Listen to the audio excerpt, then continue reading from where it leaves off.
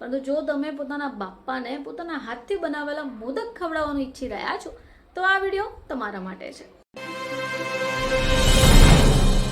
નમસ્કાર દર્શક મિત્રો, ખબરછું.com ઉપરથી હું દ્રષ્ટિ આપ સૌનું સ્વાગત કરું છું।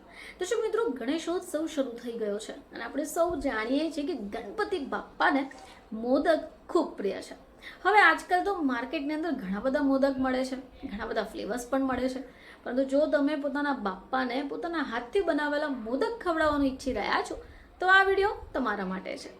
તો ગણેશજીનો પ્રસાદ મોદક વગર અધૂરો છે। આજે આપણે જાણીશું કે તમે ઘરે રહીને આ મોદક કઈ રીતે બનાવી શકો, પરંતુ આમાં પણ એક ટ્વિસ્ટ છે। આપણે મોદક બનાવવાનો છે ચોખાના લોટનો।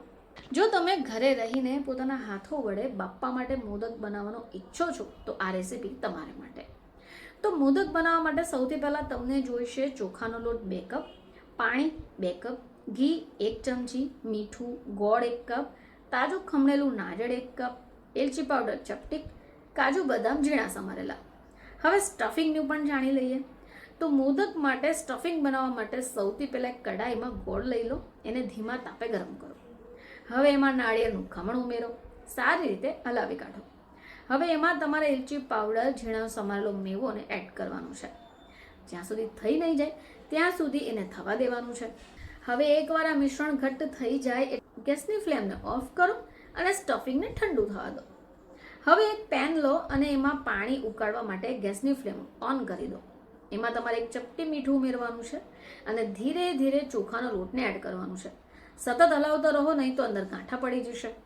હવે ગેસને બંધ કરી લોટને પણ ઢાંકી દો।